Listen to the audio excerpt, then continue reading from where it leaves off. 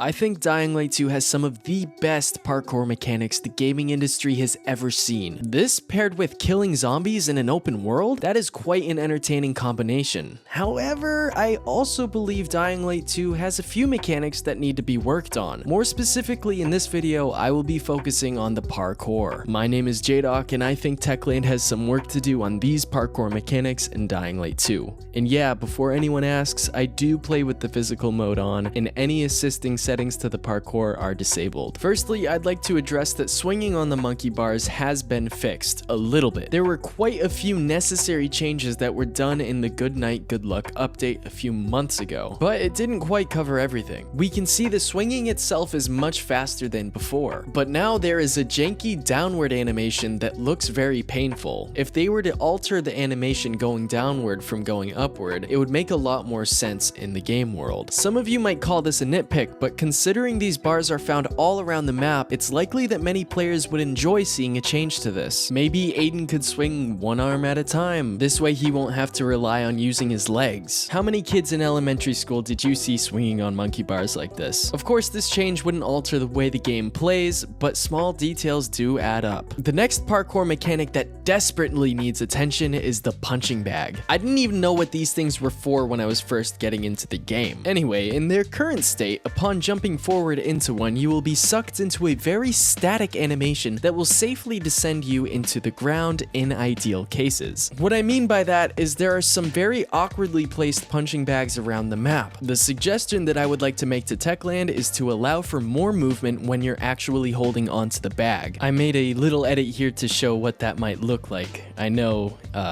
it doesn't look that good. But basically you can see that I'm not just going forward and then directly down. I'm instead actually going forward with the momentum and ending up in a different spot of my choosing. I realized they explode with a cloud of dust that would likely make the bag pretty heavy, but Aiden is a very strong character, right? Rather than a strict, guaranteed 90-degree decline, maybe we could move a little more forward with the bag with our momentum. I'm not asking for it to act as a witch broom or anything like that, but here we can see there's an awkward landing. With this change, we would be able to move slightly forward to not only feel more control, but to have a more convincing landing spot. Changing the mobility on the punching bag would not only give the player more control, but it would serve a greater purpose in the combat and camouflage functionality with slightly more precision with where we land. The last big change I would like to see in Dying Light 2 is a more fluid wall opening jump. This move was one of my favorites when I first saw it, but realizing now how restrictive the animation is on the momentum kills the entire purpose of it. The idea of hopping through and rolling is so you keep your speed, but this move stops you in your tracks, allowing the character to continue with the momentum and speed rather than sticking them in an animation will be a worthy addition to the parkour in this game. It's still a cool looking move, but the functionality has a lot more potential. Other little thoughts and suggestions that I have for the game are to implement more dynamic elements in the parkour, because that might add some stakes during your parkour runs. For example, there are these hanging boardwalks that creak and move slightly when you run along them, but they really do nothing to the actual gameplay. Maybe adding in the potential for these to break would add tension to using them in a chase at night. Could these be used against enemies during a chase? Maybe using a throwing knife at the last second could take out a volatile or two. The possibilities with this game are endless. One more thing I'd like to see changed is the vertical zipline, because it is so slow. I would like to see the animation speed picked up just a little more to make things feel a little more fluid. Well, that's gonna do it for this video. I believe I've covered all of the parkour moves that I believe to be kind of janky in their current state. Let me know what you think of these suggestions. Do you agree? Do you disagree? Let me know in the comments down below. And I'd like to thank all of you that have subscribed. We've just recently hit 700 subscribers, and I'm really looking forward to hitting 1,000. So if you haven't already, please like the video and hit the subscribe button. And I'll see you all in the next video.